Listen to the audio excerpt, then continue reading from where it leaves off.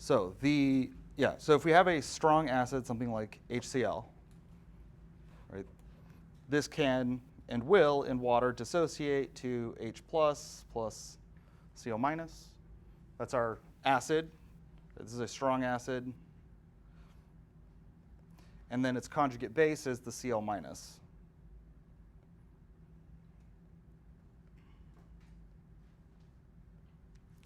That conjugate base, though, is pH neutral. If you put Cl minus into a solution, it will not affect the pH at all. It has absolutely no tendency to pick up hydrogen. If you have something else, a weak acid, it's like phosphoric acid. Phosphoric acid also dissociates, but to a much, much smaller extent into, this will be H2, PO4, 2 minus. All right, so weak acid, and then its conjugate base. And the conjugate base, so this conjugate base of a weak acid acts as a weak base. So if you put sorry, that's a 1 minus. What is H2PO4? If you put H2PO4 into a solution, can't remember the name for it because I think it's one of those weird ones. It might just be dihydrogen phosphate. It will pick up hydrogens according to its Kb, which is what we're going to calculate here in a second. So if it's a weak acid, conjugate base, weak base. Strong acid, conjugate base, pH neutral. And the opposite is true for if you have a weak base, its conjugate acid will be a weak acid. If it is a strong base, something like sodium hydroxide, strong base, then the conjugate acid, I guess, no, right, it doesn't make a conjugate acid, but the salt, the Na plus is not going to have any effect on the solution, right? Strong electrolytes. Okay, so if we want to know, though, for a weak acid, how much its conjugate base, that weak base, affects the solution, we need to know what Kb is. And this isn't like other reactions where we can just flip it and take the inverse of K. It doesn't quite work like that because there's water at work in between. And you'll notice even here that this is HA, so that's our weak acid in this case. It reacts with water, forms that H3O plus, and then forms this conjugate base. This reaction on the right is the reaction of that conjugate base with water to form OH minus and the acid again. And it's a different reaction. So here A minus takes a hydrogen from water to form OH minus. So we got to determine a relationship between these. And this is one that's not as straightforward. But if we write out Ka, sort of the generic Ka equilibrium expression, H3O plus times A minus over HA. Right, that'd be the equilibrium expression for the weak acid. And for the base, so Kb would be concentration of OH minus times concentration of the acid over A minus. And if you've read ahead in the book, you'll notice that you'll know that there's a special relationship between these two. If we multiply Ka times Kb, right, so we can take those expressions, H3O plus, A minus over HA. So that's the Ka equilibrium expression times the Kb equilibrium expression.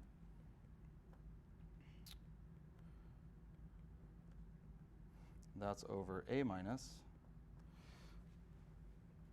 The concentration of A minus cancels out, and the concentration of HA, or the acid, also cancels out. And what we're left with is just the concentration of H3O plus times the concentration of OH minus. And do you know what that expression is? Yeah, it's the K of water, yeah. So that's KW. So then we can sort of summarize this whole thing. This is how you derive it. But you can write it a lot more briefly as KW equals Ka times Kb.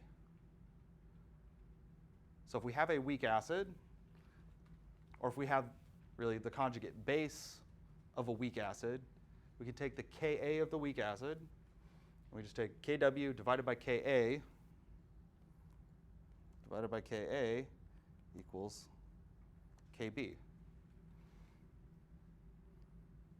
So the equilibrium constant for the conjugate base of a weak acid can be derived just from the Ka and then Kw, which is 10 to the negative 14.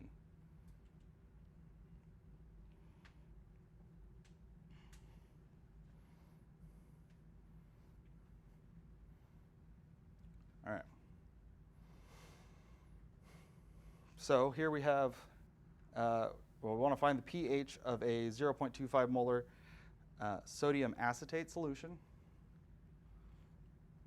So sodium acetate is the weak acid conjugate, well, it's the weak acid form of acetic acid. So we have to find Kb, and our expression here would be sodium acetate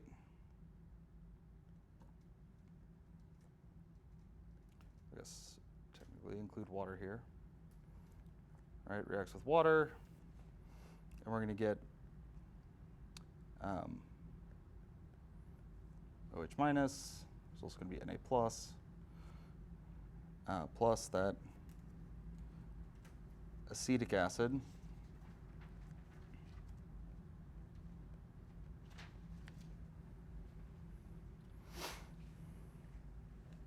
So if we want to find Kb for this, Kb is again going to be equal to Kw over Ka. So Kw is 10 to the negative 14 divided by the Ka, which we're given.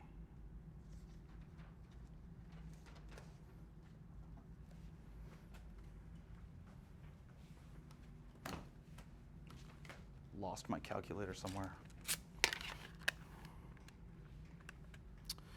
10 to the 14 divided by 1.8 e to the negative 5.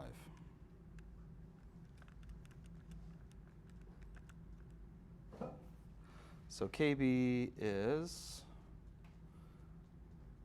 5.55, we can just call it 556 times 10 to the negative 10. And this is something that if you go on to do more chemistry and you need to actually look up a Kb, they're not going to have it in like reference manuals. They'll just give you Ka because they assume that you know how to calculate Kb from Ka, or that you at the very least know that there's a relationship and you can Google it, right? All right, now we get to do our favorite thing and do an ice table. So our initial concentrations, 0.25, 0 molar. Water doesn't matter because it's a liquid. Our OH minus concentration is going to be about 0. Initial sodium concentration, 0. Initial acetic acid concentration, 0. And then our changes should all be very familiar. Minus x, x, x.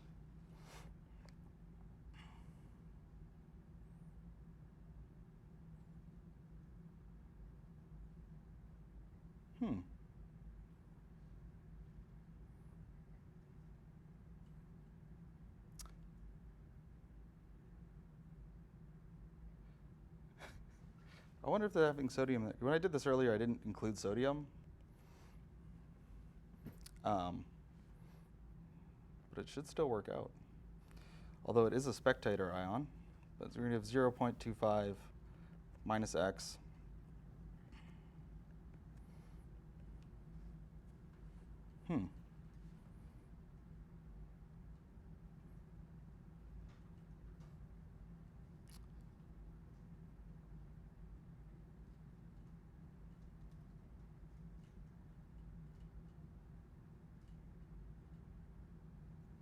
Okay, well, let's just keep going with it and see what happens.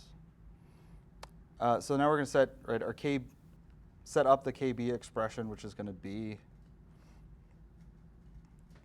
KB is going to be equal to OH minus times Na plus times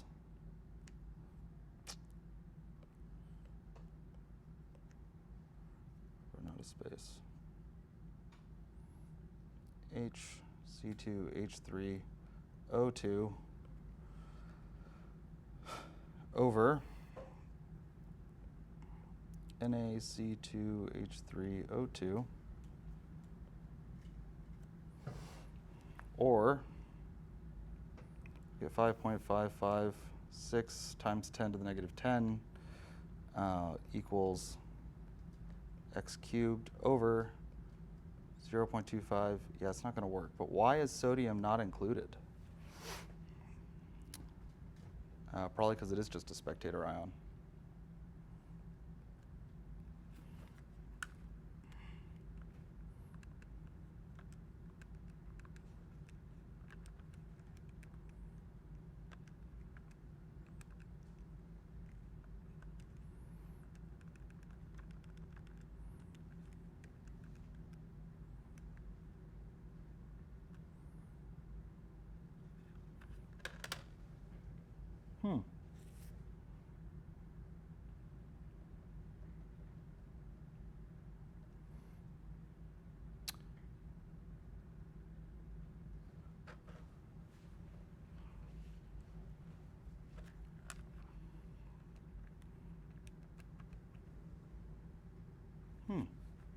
Does anybody know why we don't include sodium?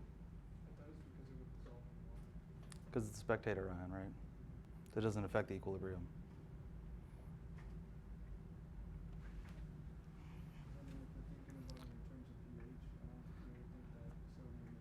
Yeah, it's not going to affect the equilibrium of this expression.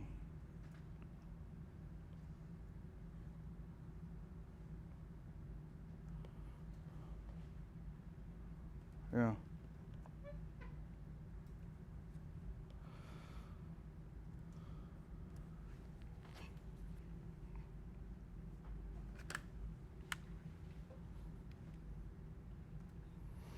Yeah, so it should be 5.556 e to the negative 10.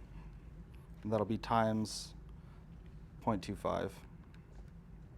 Because we can assume that x here is going to be pretty much 0 because our KB is times 10 to the negative 10, which is probably the smallest K we've seen so far. So it'll be 1.389 times 10 to the negative 10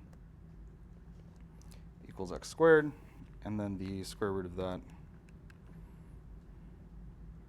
yeah, it's 1.1786 times 10 to the negative 5. So that equals x. So that's also our OH minus concentration. So this is equal to the concentration of OH minus and the concentration of acetic acid.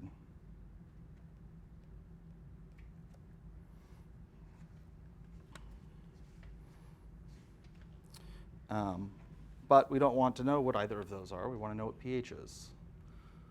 So what are the two ways that we can convert our OH minus concentration into pH? Define pOH, and then what? Yeah, then 14 minus pOH is pH. What's the other way? The square. Well, the negative log of pOH would give us, or sorry, the negative log of OH minus concentration would give us pOH. the relationship Kw. 10 to the minus 14 equals H3O plus OH minus. So if we take 10 to the minus 14 divided by our OH minus concentration, that'll give us H3O plus. And then we take the negative log of that, and that'll give us pH.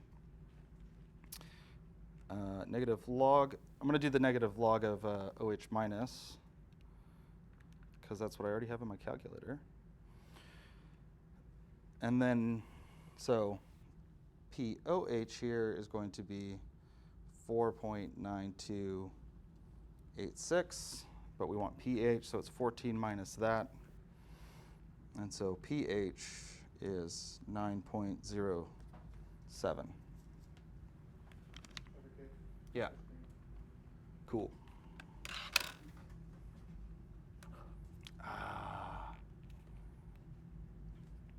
Why?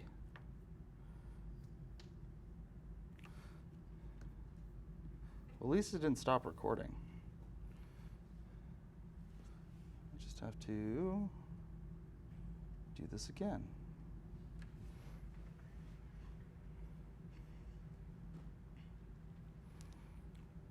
So one of the trickier things about problems like this is there are a lot of different things that I could ask you for.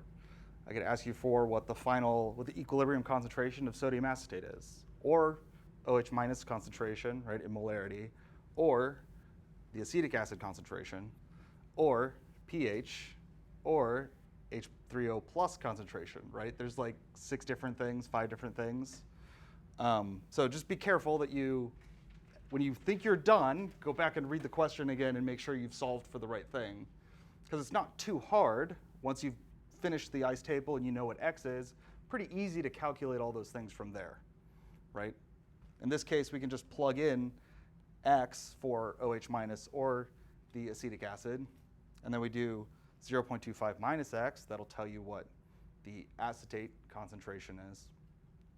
And then H3O plus is just half of what we did, basically. All right, half of that last part. Any questions on that? Oh, wait, sorry.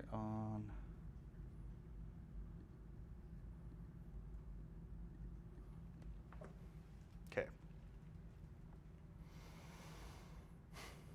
So, which of these anions would act as a weak base? Oh.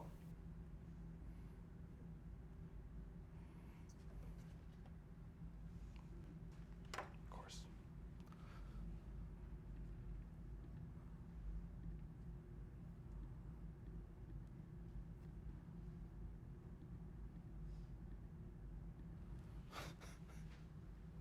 Love it.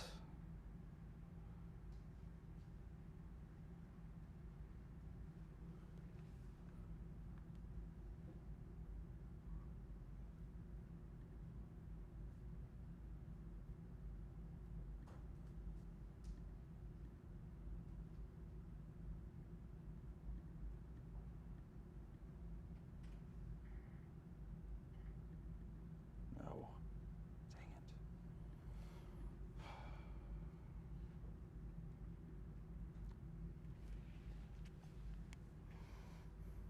All right, which of these anions acts as a weak base? Anybody else have another answer? Does everybody else agree? Yeah, so it's C. Because right, the conjugate acid of that would be HF, which is hydrofluoric acid, which is a weak acid. HBr is a strong acid, right? Hydrobromic acid, hydrochloric acid, both strong acids. Okay. I'm going to try and talk real slow through this section because you're going to be throwing around the words strong acids, bases a lot. And it gets real confusing real fast, even when I was reading it earlier. Okay, so cations can sometimes act as weak acids. There are 3 categories. There are cations, right, positively charged ions, that are counter ions of strong bases. those are pH neutral. And the way you can think about this is you look at the counter ion. So calcium 2 plus would be as the conjugate acid of a strong base would be CaOH2, right? So put hydroxide on it and see if it's a strong base or a weak base. Calcium or sodium hydroxide, potassium hydroxide, those are all strong bases. And so similar to our weak acids, right? Conjugate bases of weak acids act like weak bases. The cations, the conjugate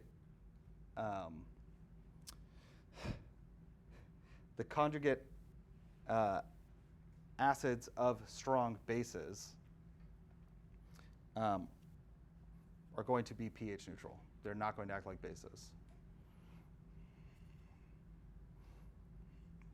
All right, so conjugate acids of weak bases, though, will act like weak acids. So the pH of a solution containing a conjugate acid of a weak base, we can again use Ka, or we can calculate Ka using Kb. And here it's going to almost always be something like ammonia, right? So, or ammonium. So ammonium would be NH4 plus, which would be the conjugate of NH3. So it's picking up a proton and making a, let me write this as an actual formula here. So NH4 plus H2, H2O is going to form some H3O plus and NH3. All right, and if we added just NH3 plus H2O, right, NH3, ammonia is a weak base. It's going to form NH4 plus OH minus. So in all of these, that's what you're kind of looking for, is like, what would the conjugate base of this be? Could I write this as a conjugate base? Is that a weak base? Is that a strong base? And this next one is the one that just kind of throws a lot of stuff that we've talked about a little bit out the window, because cations that are small, highly charged metals, so 2 plus or 3 plus, and it's really the first row of transition metals. So if you remember periodic trends, going down the periodic table, things get larger because you add more electron shells. And actually, as you go farther right across the periodic table, they get smaller because you're adding more protons, but you're not adding more electron shells. You are adding electrons, but they're to the same shell. So you have a stronger positive charge in the nucleus, makes them smaller. So iron is one. Is that one on here? Oh, we're going to start with aluminum. Iron does this also. So aluminum is going to be small, right? It's a small, highly charged metal, 3 plus charge. It's also in just the third row of the periodic table. So it forms a complex with water. And then that complex, because aluminum has such a high positive charge, the oxygens are all in the water molecules are all very, very attracted to the aluminum. And so their electrons shift more towards the aluminum, and one of those water molecules can drop a hydrogen. And that's really what's happening with all of these that we've been talking about so far. It's the difference between a strong acid or a strong base and a weak acid or a weak base is how much they hold on to protons. So in the case of aluminum and all these water molecules, it's weakening the bond between the oxygen and the hydrogens so much that one of those hydrogens could fall off. And so when you have these small, highly charged metals, they will form weakly acidic solutions.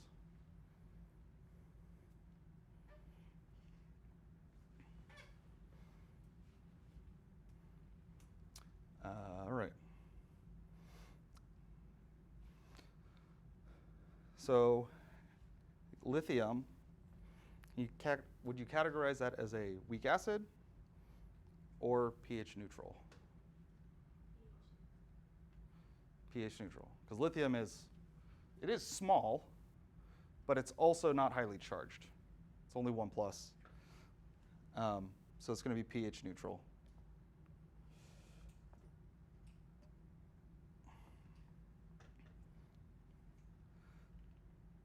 Oh, what is this? Methylamine. So this is methylamine. Is it going to be a weak acid or pH neutral?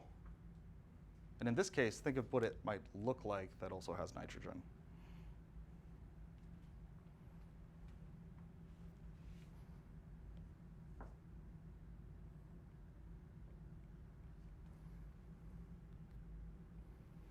So methylamine here is like ammonia or ammonium, where it's a nitrogen.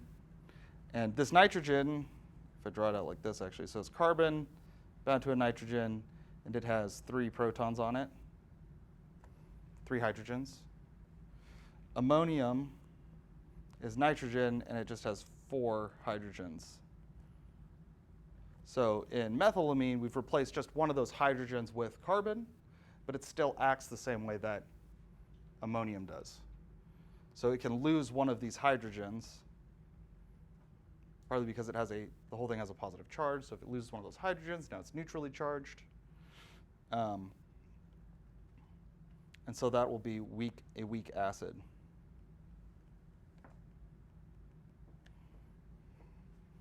What about iron 3 plus?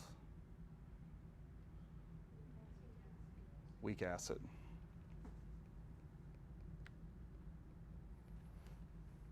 So iron is in the first row of transition metals, and with a 3 plus charge, it's fairly small, fairly highly charged. You could also have like chromium 3 plus, manganese, I think might have a 3 plus oxidation state, would also be highly charged, small, highly charged cations, right, metals.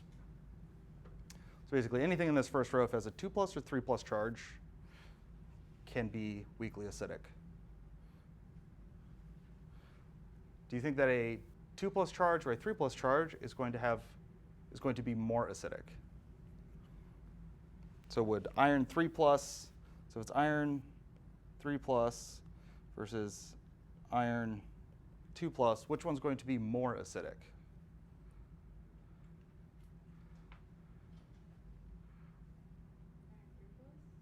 Why?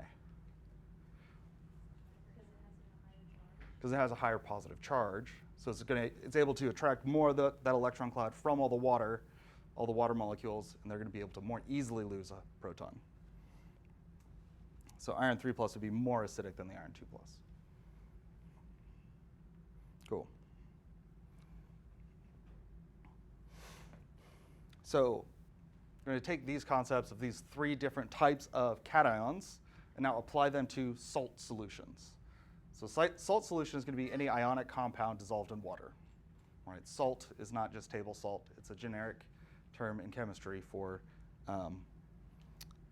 ions or ionic compounds. And the key here is to look at really both the cation and the anion and apply this principle of, would either of these come from a weak acid or weak base, or would they come from a strong acid or strong base? So if we have sodium chloride, we can write that out as Na plus, Cl minus. So sodium would come from what kind? Well, what would the base be that sodium would come from? Sodium hydroxide, right? That's a strong base. So that sodium is not going to be weakly acidic or even weakly basic. And then chlorine, right? What acid would chlorine come from? Right, hydrochloric acid. So both of those are strong. So sodium chloride is pH neutral. You could do that for the rest of these too. Calcium 2 plus, the base would be calcium hydroxide, which would be a strong base. Nitrate would be nitric acid, also strong acid. Potassium hydroxide, strong base. Hydrobromic acid, strong acid. So the key is to break it into its ions, and then determine from those ions if either of those would be weakly acidic, weakly basic. So these are ones that are pH neutral.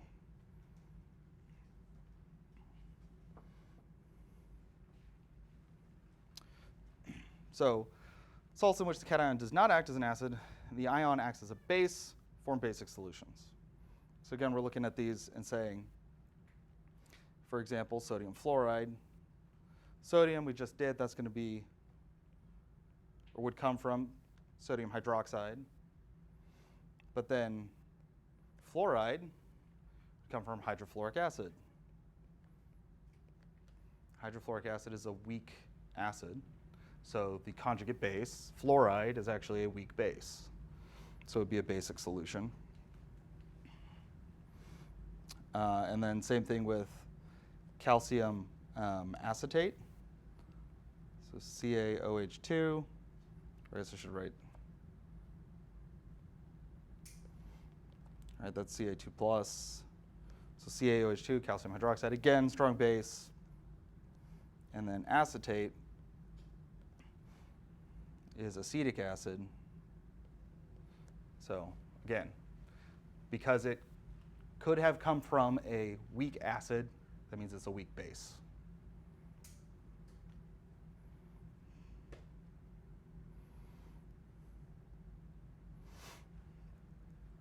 So then, of course, the opposite could be true. If we have a cation, a highly charged, small, highly charged cation, then that would form a weakly acidic solution. And these ones, really, it's a matter of, again, writing it down. So this is iron 3 chloride. So this is going to be a 3+ charge. Cl-, we've covered Cl, right? Hydrochloric acid. But this is a small, highly charged cation. And really what I'm expecting you to remember here is, like, first row of transition metals with a high charge is going to form an acidic solution. Really, first row of transition metals and aluminum.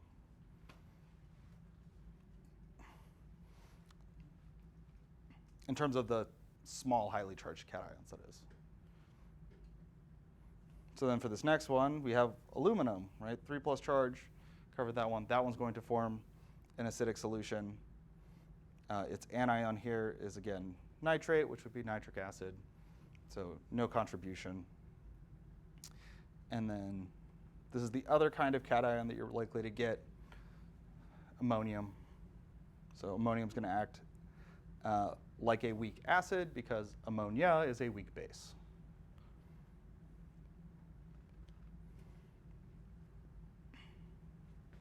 Oh, and actually, I forgot to point this out about these. At least the formulas on these. So here it's aluminum, and it's forming a complex with 6 water molecules. When you write this as the conjugate base of that, right, it's reacting with one of these with another water, a 7th water. That water becomes H3O+, and then one of the waters that's associated with the aluminum turns into a hydroxide. So now it's 5 waters, 1 hydroxide.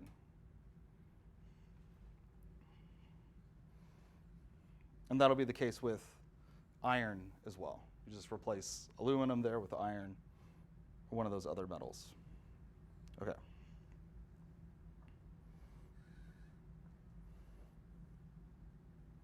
All right. Last scenario is, what if both of them are the result of a weak acid and a weak base?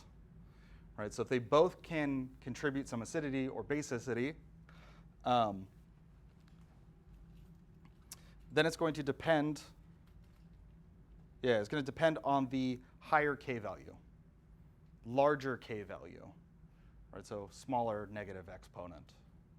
So whichever one is going to contribute more strongly will overpower the other one.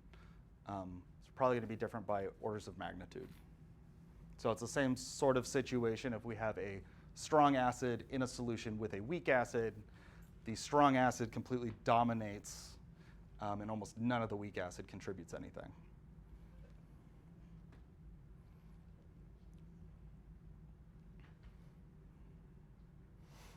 So here's a nice little table, if you like tables. So conjugate acid of a weak base And a conjugate acid of a, or sorry, conjugate base of a strong acid would make an acidic solution. And I think it would be helpful to go through this table and try and understand it. So we're looking at really all the different possible combinations we could have. If we have conjugate acid of weak base, small highly charged metal ion, and then a counter ion of a strong base. And then combining those with conjugate base of a strong acid and conjugate base of a weak acid. Go through and make sure you understand why each of those is acidic, neutral, that kind of thing.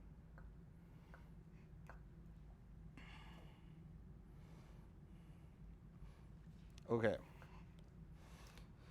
So this first one is sodium hydrogen carbonate. Is the solution formed by the salt going to be acidic, basic, or neutral?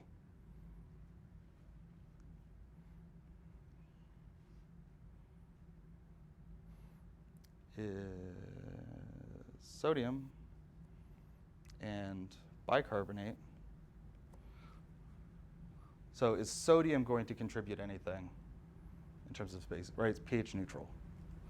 So then is bicarbonate, is that a weak base of a weak acid? If you add a proton to bicarbonate, does it become a weak acid?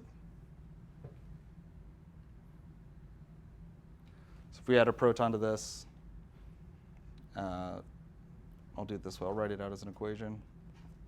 Then it's going to become H2CO3 plus OH minus. So it's forming carbonic acid. Carbonic acid is a weak acid. It's in all of us right now. It's buffering our blood. So because this is the conjugate base of a weak acid, that means that there's going to be an appreciable amount of hydroxide formed in the solution. So is this solution going to be acidic, basic, or neutral? Basic.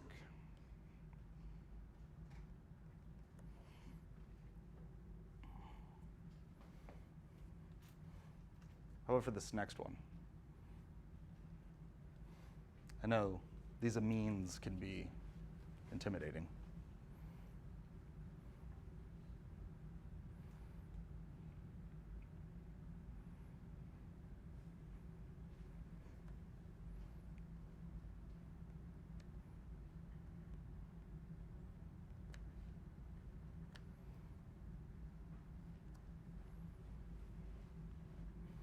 Is either of those going to affect the pH of the solution? Which one? A or B? A, right? So this is ethylamine. It's got a similar structure to, or similar functionality to ammonium. So it can lose one of those protons to become, let me do this, 3C, H2, NH3 plus H2O. That's going to be CH3, CH2, and H2 plus H3O plus. So it'll lose one of those protons, and that'll make the solution acidic, basic, or neutral? Acidic.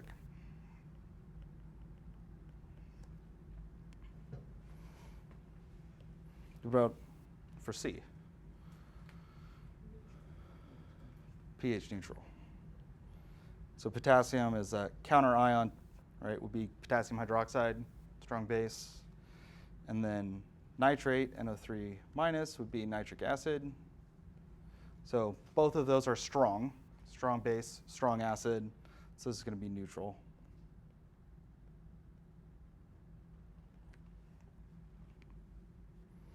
And what about the last one?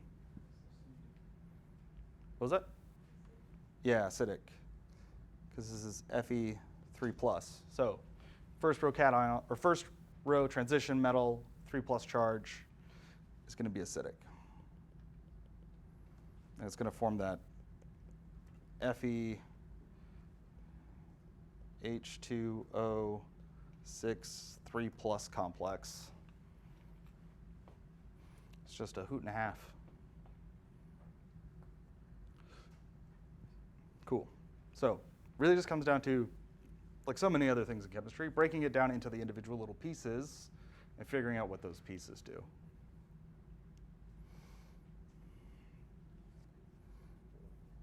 Oh yeah, so which of these ionic compounds would form an acidic solution when dissolved in water? Just as some more practice.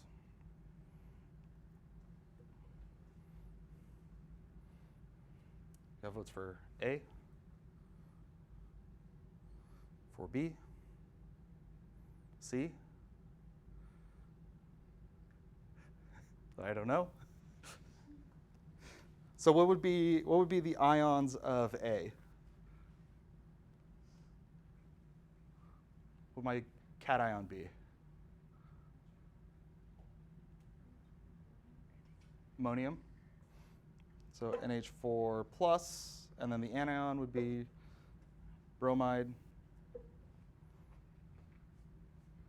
So if you reacted ammonium with water,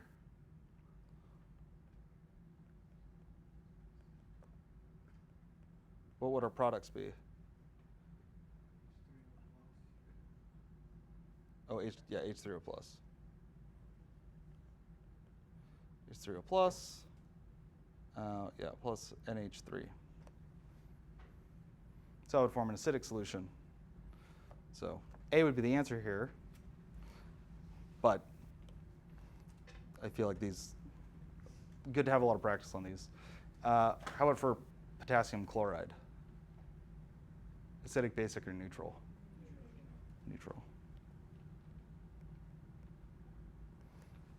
And then sodium hydrogen carbonate? Basic. So our Na plus is, right, that would be sodium hydroxide. That's not going to do anything. This by itself will be pH neutral. But HCO3 minus can react with water, forming carbonic acid and hydroxide. So this would be, basic.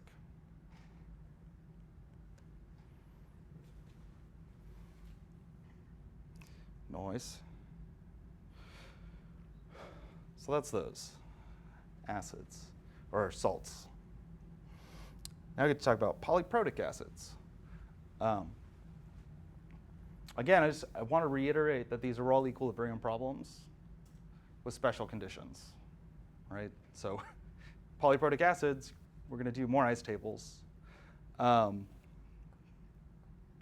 most polyprotic acids, the first proton will leave, and that's going to have some appreciable Ka. The second proton has a much, much harder time leaving because it's trying to leave an anion. It's trying to leave something that's already an anion. So to give it a higher charge is not generally favorable. So for sulfurous acid, the first Ka is pretty strong Ka in terms of weak acids, 1.2 times 10 to the negative 2. It's almost almost strong acid territory. But for hydrogen sulfite, it's 6.4 times 10 to the negative 8. So compared to that first ionization step, any further ionization to this sulfite is going to be very, very small, and for almost every situation isn't going to matter. The only time that you need to do that is if you want to calculate what the concentration of that anion is. So how much sulfite is there in solution? I think it's also bisulfite, HSO3 minus. So for some of these, sulfuric acid is the one exception. So sulfuric acid is a strong acid in its first K, or its first Ka, Ka1. So it will completely ionize. And then the second ionization step is 1.2 times 10 to the negative 2. And so there will be some further amount of ionization. And so dilute solutions of sulfuric acid, we'll see this on the next slide also, you do have to calculate that to get the pH. It's like the one major exception. The rest of these, you're going from times 10 to the negative 2 to times 10 to the negative 5 or 8, or even for phosphoric acid, 7.5 times 10 to the negative 3, then negative 8, and then negative 13. which is really more of a base than it is an acid.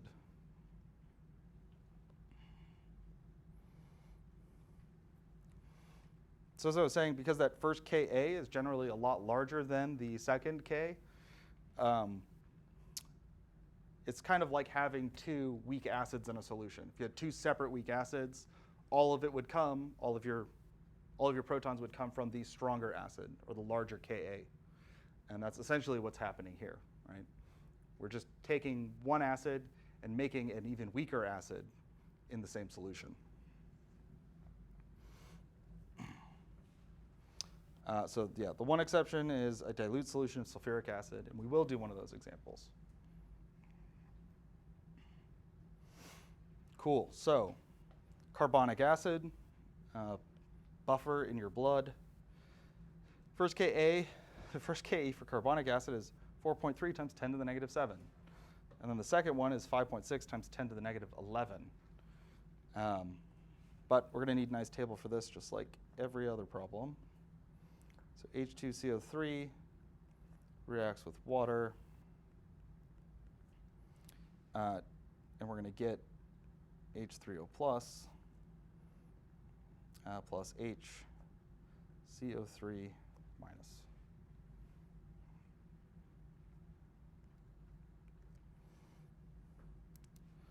So for our initial, just going to be 0.05 molar. Leave out water because it's a liquid.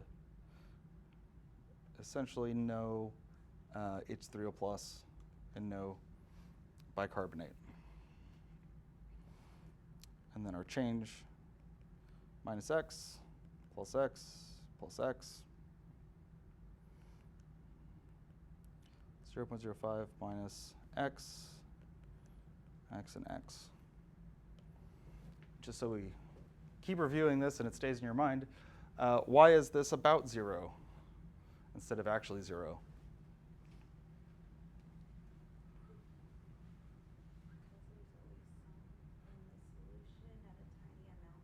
Yeah, autoionization of water. There's always 1 times 10 to the negative 7 in pure water.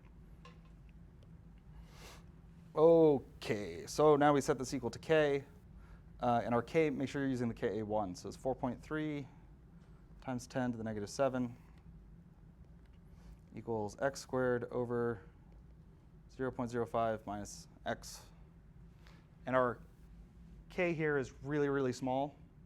So even though our concentration, initial concentration, isn't all that big, our K is so small that we can very safely assume here that this is 0 and make our calculations easier.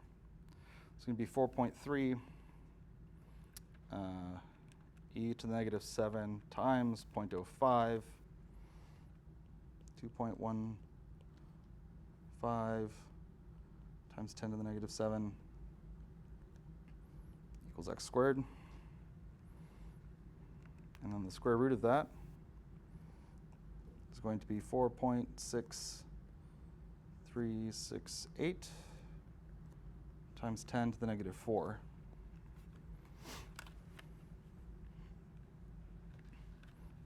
So we can, just to be safe, divide our, so this is going to be x. This is also going to be our concentration of H3O plus. And so that's going to be like less than 1%. And also here, worth noting that our autoionization of water is still 1 times 10 to the negative 7, so it's going to be still 1,000 times less than this. So you don't need to put that in here.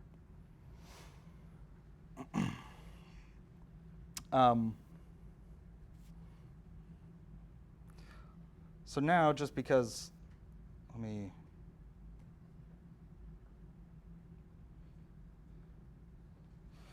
I want to do this just to show you, just to prove it to you.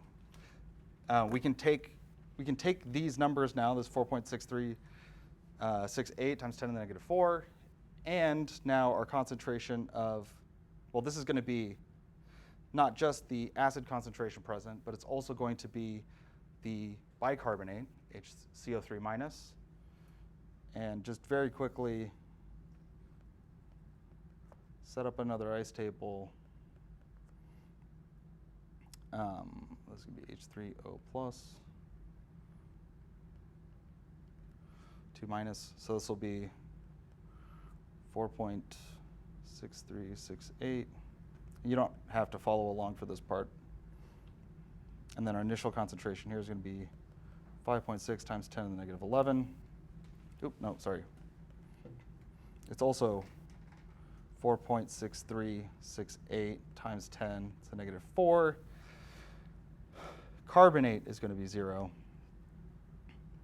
This is minus x, this is plus x, this is x. And then a very special thing happens. When we plug all of this in, I'll zoom on this. All right, we're going to get, this is now Ka2, 5.6 times 10 to the negative 11 equals, I'm going to abbreviate this more, 4.6 times 10 to the negative 4 plus x times x over 4.6 times 10 to the negative 4 minus x. So our Ka now is even smaller than it was before by orders of magnitude. So we can assume that this is 0 again. And if we assume that both of those are 0, then we've got 4.6 times 10 to the negative 4 divided by itself, and x equals Ka2. So 5.6 times 10 to the negative 11 now, because these will cancel with each other, equals x. So for weak diprotic acids, the second Ka, or the acid produced by the second Ka is going to be equal to Ka. So this is going to be an extra 5.6 times 10 to the negative 11 molar H3O plus. And it's going to be the amount of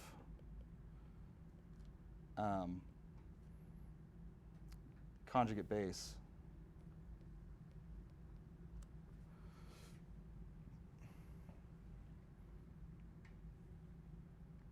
So if you're in a situation like this, you almost don't have to calculate it because it's going to be equal to Ka, because x is going to be small, concentration of the acid and the concentration of the second ionization are going to be equal to each other. X equals K.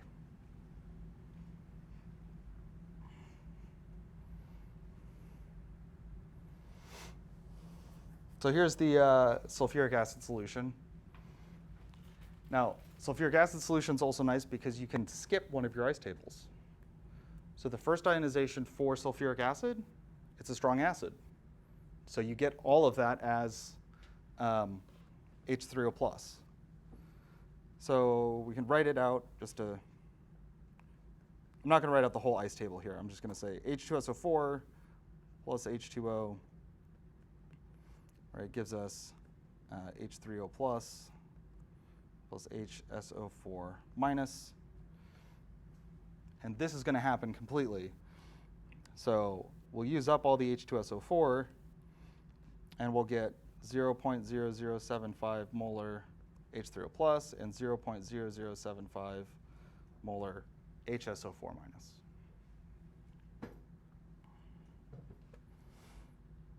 So now the ice table that actually matters here is going to be HSO4 minus plus H2O. And that'll give us again H3O plus and sulfate, SO4 2 minus. And our initial concentrations are going to be from that complete ionization of sulfuric acid.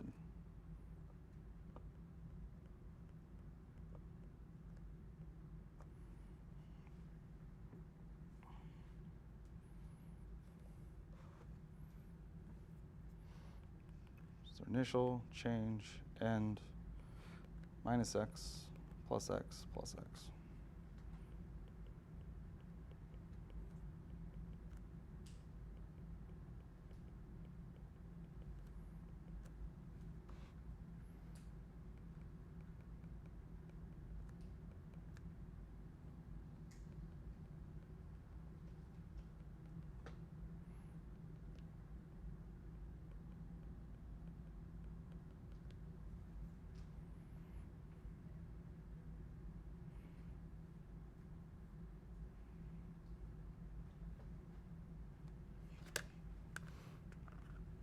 do you think we can assume that X is negligible? Probably not.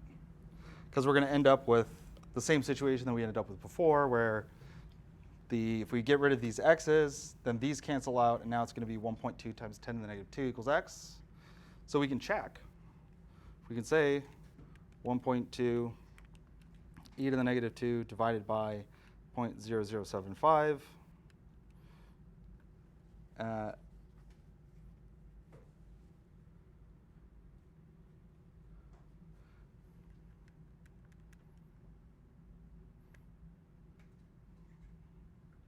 Yeah, so 1.2 times 10 to the negative 2 is larger than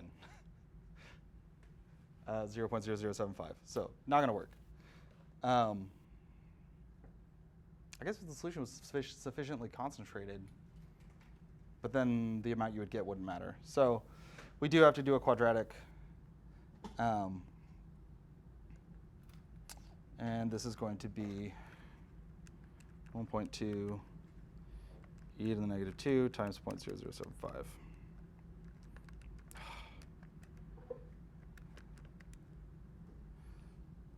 So this is 9 times 10 to the negative 5 minus 1.2 times 10 to the negative 2x.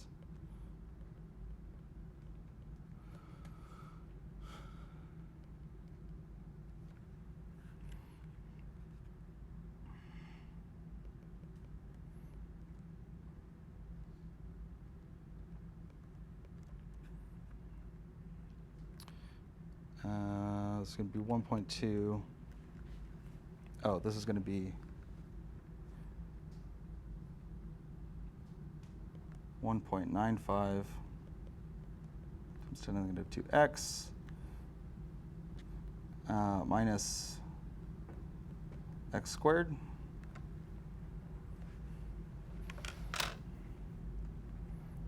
And then I'm not going to bother doing the quadratic.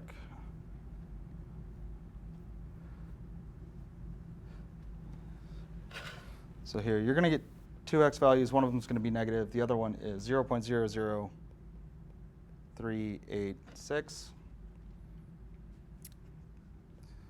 385, depending on how, I'll do 386, because that's what it's supposed to be, depending on how many sig figs you carry through. So that's going to be the concentration of SO4 2 minus. So 0, let me do it this way, 3.86 times 10 to the negative 3 molar SO4 2 minus. And then 0.0075 plus 0.00386. So just so out of space. We're going to have 4.61 times 10 to the negative 2 molar H3O plus.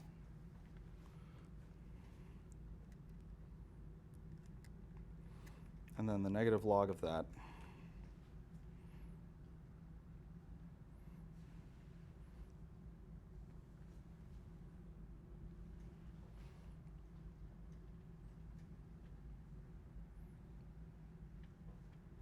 Oh.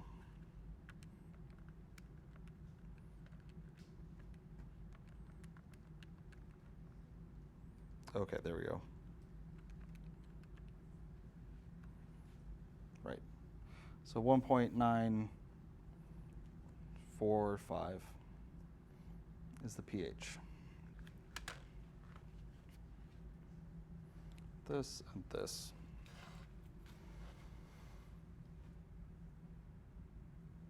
Whew.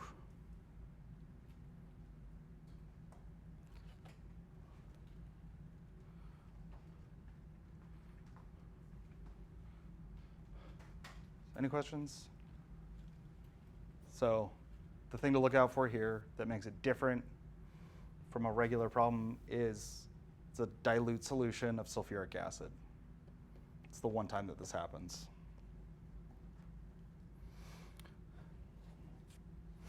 So if you want to know the concentration of the anion formed by a polyprotic acid, meaning the X2 minus, So like when we did, well, because you get H2SO, I'll do carbonic acid. H2CO3, right, would be HCO3 minus. If you want to know what the CO3 2 minus concentration is, that's that problem that we did earlier where you find HX and then you calculate, or to find HX, calculate the H3O plus as for a weak monoprotic acid, so ice table and everything. And then that concentration is the same as HX minus. And then for the X2 minus, you use the concentration of HX minus and H3O plus for the second ionization. Oh yeah, I forgot. So we already did this. So here we could go up and we grab the information from this previous problem. So we calculated this guy.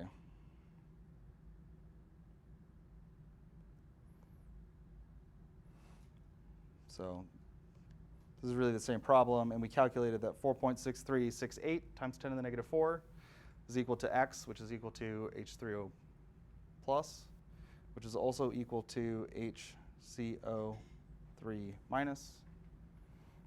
And then if we do an ice table for this, HCO3 minus plus H2O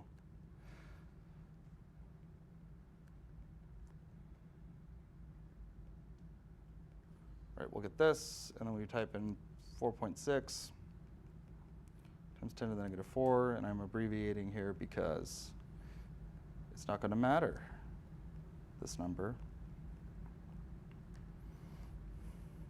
So initial concentrations from that first ionization step. This will be the minus X, this is the plus X, and then X, and so we'll get, like I did before, 5.6 times 10 to the negative 11 equals 4.6 times 10 to the negative 4 plus X times X divided by 4.6 times 10 to the negative 4 minus X.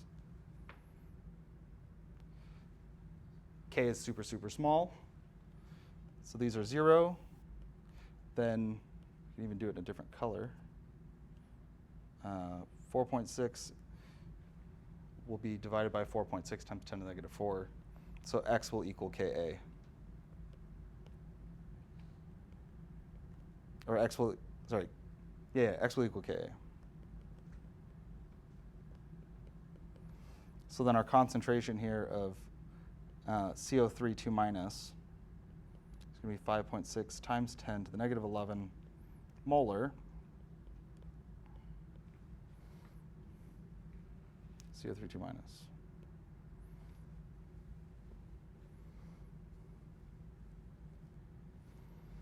And this is another one of the situations, like when I showed you that sort of general equation, that works for first ionizations, as long as you only have an initial concentration of a weak acid, and you can safely assume that X is, the change in X is going to be negligible.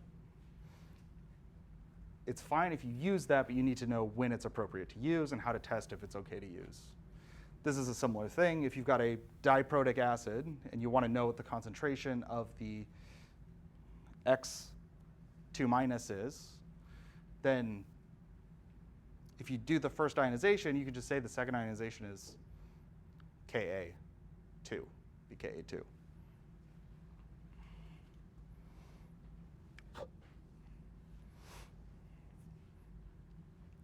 Yeah, so that amount of H3O plus that you get from the second step it doesn't matter, it's negligible, insignificant. And then the X2 minus is equal to Ka, as long as the X's small approximation is valid.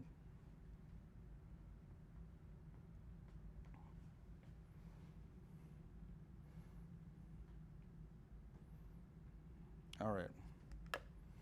We are going to round off here with a lot of stuff that is more conceptual. So I think it's interesting to talk about, and like I talked about earlier with the highly charged small cations, the reason that they form acids is that they are good at attracting electrons. And they can steal some of that sort of electron attention from the oxygen, and a hydrogen's able to get away. For all of our acids and bases, that's what's happening. And I mentioned this briefly at the very beginning of acids and bases, that a weak acid is a weak acid because its bond to hydrogen is fairly strong. And so it doesn't readily get rid of that hydrogen. For strong acids, there's a very, very weak bond between the cation, or the anion, and the hydrogen. All right, so hydrogen sulfide is an acid, or dihydrogen sulfide, or I guess it's hydrosulfuric acid, but methane is not. And hydrochloric acid's a strong acid, hydrofluoric acid's a weak acid, and that's because of those bond strengths. Right, so in CH4 and methane, the carbon-hydrogen bond is a very covalent bond, right? Those electrons are fairly evenly shared. In something like hydrogen sulfide, sulfur is much more electronegative than carbon is. So it's taking more of those electrons, and the hydrogens will just leave. Hydrofluoric acid is a weak acid because that bond is, not as polarized.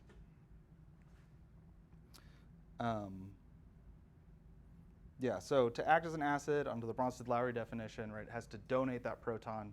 And to donate the proton, it has to be able to give it up. So highly polar bonds means that those electrons are not evenly shared and the hydrogen will be easily given up. Cause weaker bonds as well. So to be acidic, the bond must be polarized with the hydrogen atom as the positive pole. So the hydrogen has to be more positive than whatever it's bonded to. And something like lithium hydride, the hydrogen is actually more electronegative than the lithium is. And so the lithium is the positive end of that bond. So that's not going to, except under extreme circumstances, there's a compound called tert-butyl lithium. That is one of the few compounds that will create H- ions. It's also super, super flammable because it's highly, highly reactive. Hydrogen and a carbon bond is fairly evenly shared. It's a covalent bond, right? True covalent bond. So it's not acidic at all.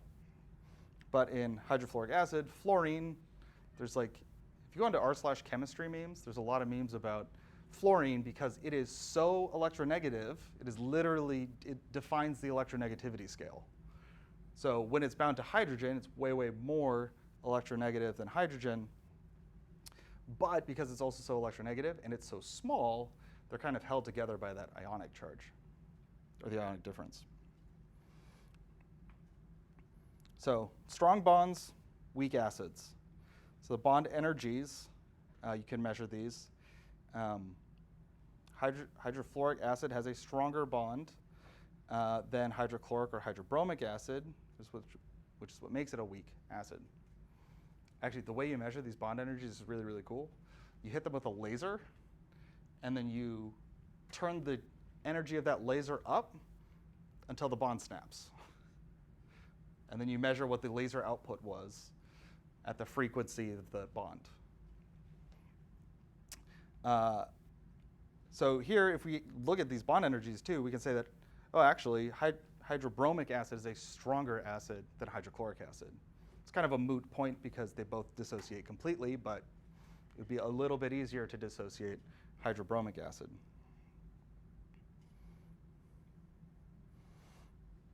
So increasing electronegativity, increasing acidity. So water is not as acidic as hydrofluoric acid, thank God. We wouldn't exist otherwise. Decreasing bond strength, increasing acidity. So part of what's happening is as these get larger, that we're adding on those electron shells, the atoms are getting larger, so that hydrogen is actually further displaced from the center of that electronegativity in the anion. Oxyacids, so in all these oxyacids, and we always see them written as like H3PO4, but the hydrogens are actually bound to the oxygens. So it's phosphorus, and then I think it's like this, right? There's a hydrogen, hydrogen, hydrogen on those single bonded oxygens. And then, then the strength of those bonds is dependent on the electronegativity of that central atom. So if Y, the center atom, is more electronegative and it weakens, if it is more electronegative, then it weakens that OH bond on the outside, right? And this is similar to like aluminum or iron with the 3+ charge, right? They're in the center, really, really strong bond. They're pulling those electrons in towards the center and allowing those hydrogens to leave.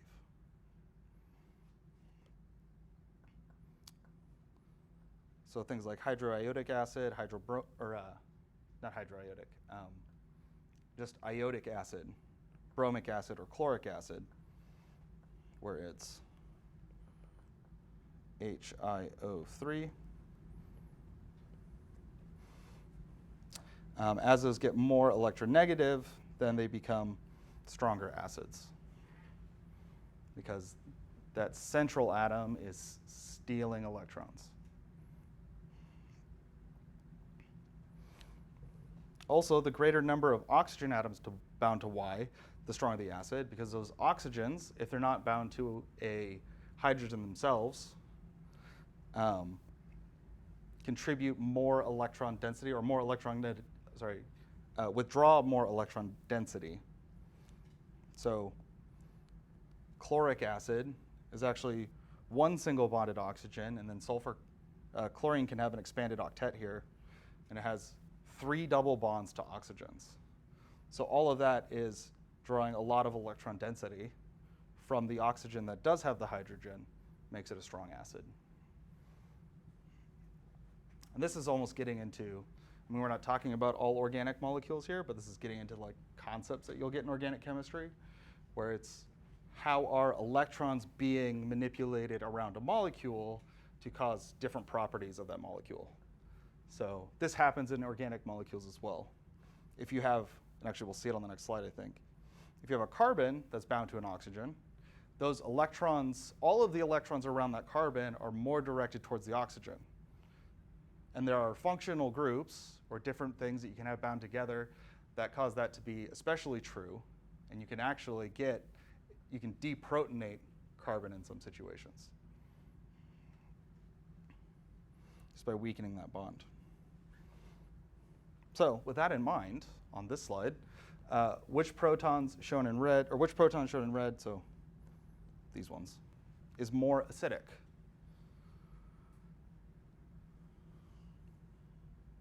What's going to draw the most electron density away from the hydrogen bond?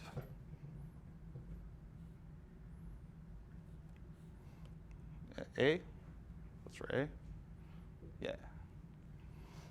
Yeah, it's going to be A.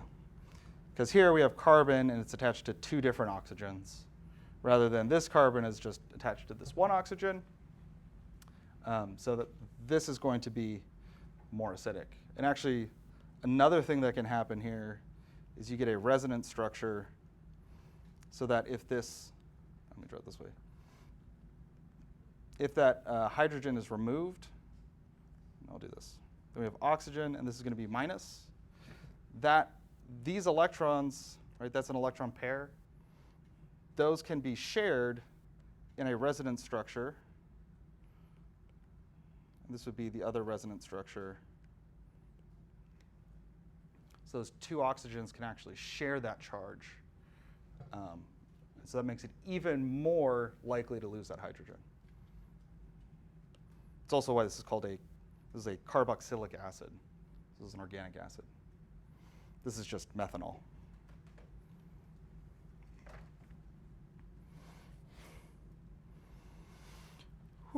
All right, I know it's 6:35, but you guys are going to get out of here super early. So just going to finish this up. Lewis definition of acids.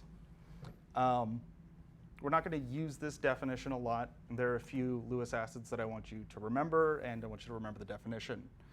So just like a Bronsted-Lowry acid is one that donates a proton or accepts a proton, or acid is one that donates a proton, base is one that accepts a proton. Lewis acids takes this another step further and gives us an even more broad definition of acids and bases. And it's one that doesn't even involve protons. So a Lewis acid is an electron pair acceptor. So it has room to accept a pair of electrons. It doesn't have to involve hydrogen. And a base is an electron pair donor. So this is kind of a whole new way of thinking of acids and bases. So in our Bronsted-Lowry model, right, it's all about protons, where they're going. Lewis model focuses on electron pairs. Hydrogen actually acts as a Lewis acid because it accepts an electron pair from ammonia. And ammonia is acting as a Lewis base because it's donating an electron pair.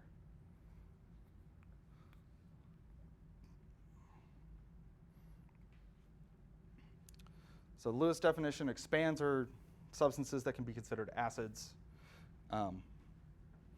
In particular, things like BF3, so boron trifluoride.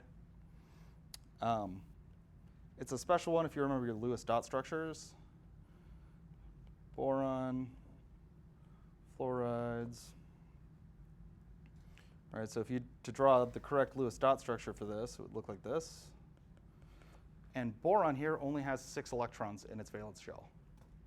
Boron and aluminum are special like that. They can have these empty or these partially filled valence shells and be stable, which also makes them really good Lewis acids. Because with those 2 electron slots open, essentially, they can accept a pair of electrons from a lot of things, basically anything. So boron trifluoride has that empty orbital here, which can accept an electron pair. And in this case, again, from ammonia, and formed a product called an adduct. So our Lewis acids we're going to look at have empty orbitals, or they can arrange electrons to create an empty orbital.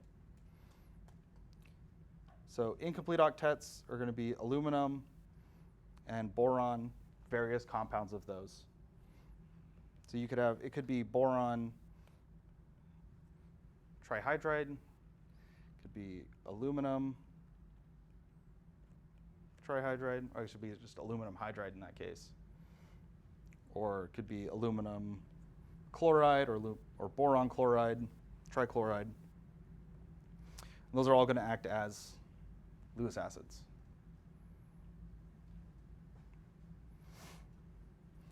In terms of molecules, this is getting more into organic chemistry side of things again. Water can act as a Lewis base. It's got 2 lone pairs. Can donate one of those lone pairs to carbon dioxide. And then, just like I showed you that resonance structure before, that carbon dioxide can take an electron pair out of this double bond and move it up to the oxygen. And then that'll grab a hydrogen as it accepts electrons from oxygen in water, and that's how you get carbonic acid, which is a lot.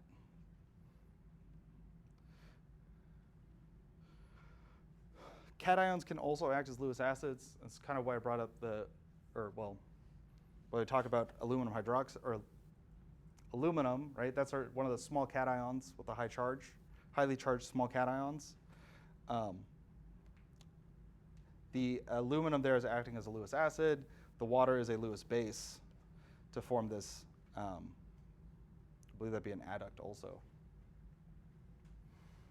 So main things with Lewis acids to remember for exams. Lewis acids accept electron pairs. Lewis bases donate electron pairs. It's the opposite of Bronsted-Lowry acids and bases, which are acid is a proton donor and a base is a proton acceptor. And then really remembering that boron and aluminum are like the most common. Those are the ones that I'll probably bring up and ask you about. Or I'll tell you that something is accepting an electron pair. Is it a Lewis acid or a Lewis base? I'm not going to ask you to draw mechanisms. You can do that with phrase if you take organic chemistry. Okay, last thing, and this is just kind of like the interesting plug of like how does this apply to the world. Acid rain, which is not as big a deal right now. Part of the reason that our cars have catalytic converters is to reduce these compounds like nitrogen dioxide and sulfur dioxide that comes out of burning gasoline or from burning coal. So all of these things that are results of combustion, of burning these fossil fuels that just have trace amounts of sulfur and nitrogen in them, it gets up into the air, it reacts with water, and it creates sulfuric acid or nitric acid. This actually happens all the time with CO2. Right? We just looked at how CO2 and water can do this Lewis acid, Lewis base thing, form carbonic acid. But carbonic acid is pretty mild, pH of 5.6. But with nitric acid and sulfuric acid, the pH can fall below 4.3, which, remember, the pH scale is a logarithmic scale. So that's not just one times, it's not just like adding a little bit. It's not adding one more acid. It's adding 10 times the amount of acidity. Or 20 times, I guess, because we're going from 5.6 to 4.3. Those high acids will ruin limestone sculptures. They can strip nutrients out of the soil because they'll dissolve those trace minerals and then they get carried away into the watershed. It's also bad for the paint on your car. But they'll destroy all kinds of things. In particular, actually, did I miss that? Oh yeah, it's a bigger problem in the Northeast because in the Midwest, where they're burning coal, that wind gets carried up towards the Northeast, and so it concentrates there. So bigger problem there than it is here. We have our own problems with all the smog blowing in from San Francisco and then settling down here, which is great. And also, actually, a ton of ozone comes over from China, crosses all the way over the Pacific. In lakes and rivers that have limestone-rich soils, that limestone actually acts to neutralize any acid, prevents the rivers and lakes from becoming acidified, but it also chews up that limestone. And limestone is calcium carbonate. And as that gets used up, you create more carbonic acid. That carbonic acid, when it tips the equilibrium in the water, will start to leave as CO2. So, in fact, on the topic of limestone, that's actually one of the biggest sinks of oxygen on Earth is the ocean. Because, I don't know if you noticed this, if you've done pH titrations with phenolphthalein, if you leave it out for a little bit, or if you breathe on it, and it's a really faint pink, it'll go clear. And that's the CO2 from your breath dissolving into the water, forming carbonic acid. Same thing happens over the entire ocean, and very, very, very slowly forms calcium carbonate at the bottom, sequestering large amounts. But we're putting enough CO2 in the atmosphere that it's overwhelming even that. And that's why we get ocean acidification. There has been a lot of legislation, though, to try and prevent these things, especially acid rain in terms of SO2 emissions. Again, catalytic converters help a lot. People like to steal them. Alrighty. Oh, I lost my camera there.